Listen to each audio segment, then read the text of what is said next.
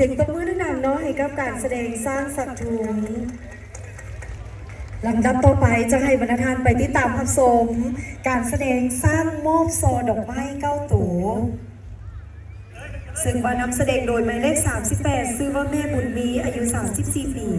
เป็นซ่านของท่านหงส์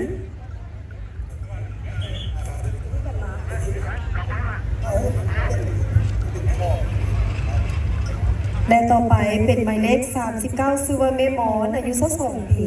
หมายเลข2ชื่อว่าแม่ขมวนอายุ34ปีและหมายเลข47เมน้ำตาลอายุ5ปีหมายเลข1มิชื่อว่าเมคำสวนอายุ17ปีหมายเลข46มิชื่อว่าดอกคำพุนอายุ6ปีและหมายเลข5มิชื่อว่าเมคำมูลอายุ5ปีหมายเลข49มิชื่อว่าเมคำมูลอายุ5ปีและหมายเลข40มิชื่อว่าเมคำเพียรอายุ40ปี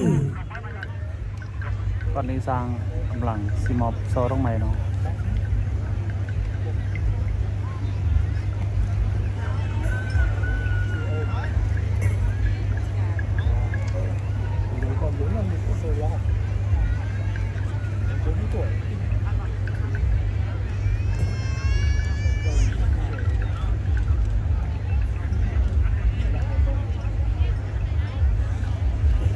Next, the elephants with open arms as they offer flowers to people.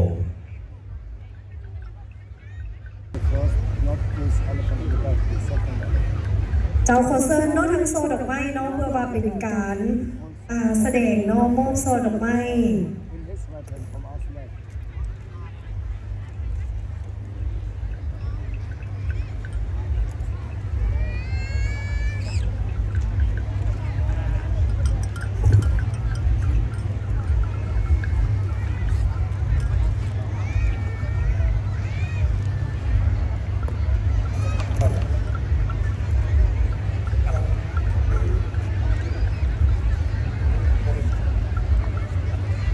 ตอนนี้สร้างกำลังซีมอบโซต้องใหม่ให้กันนำจะตามกันเนาะ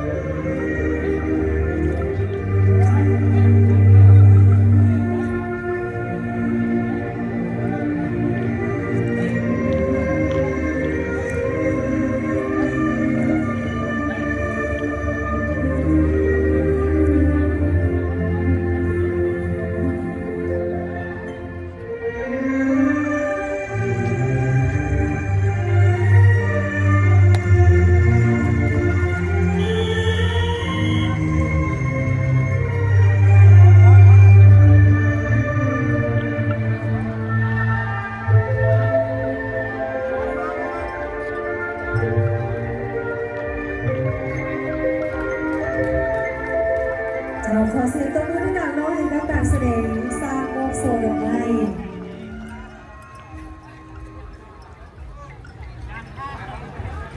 ตอนนี้สร้างมอบโซต้องใหม่เนาะให้กันนำพักแข้งคือว่าแล้วเนาะ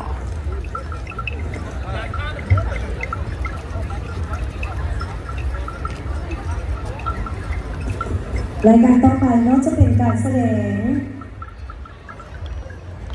เครื่องอุปกรณ์ก่อสร้างบ่ได้เนี่ยบ่ได้เนาะมันฮอนบ่หรือได้บ่ซึ่งว่าจะเป็นการนำใส่คำสั่งเนาะ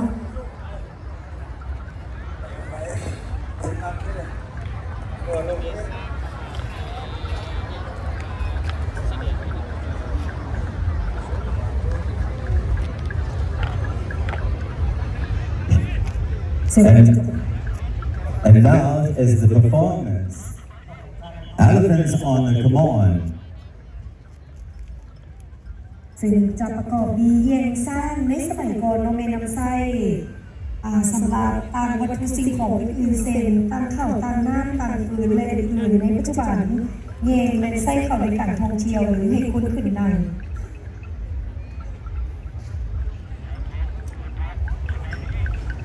และนอกจากนี้ยังมีเรือเนาะแม่น้ำไส้สำหรับลากวัตถุสิ่งของเช่นต่างข้าวต่างน้ำต่างฟืนและอื่นๆ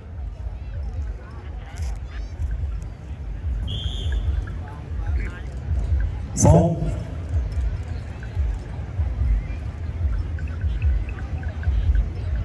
บน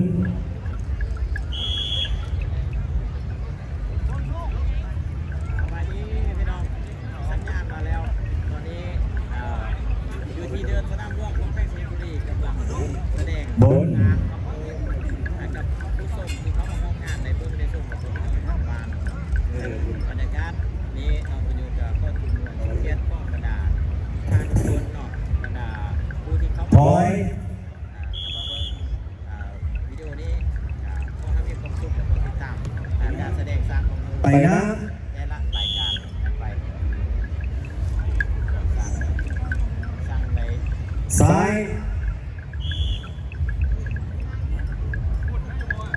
หัว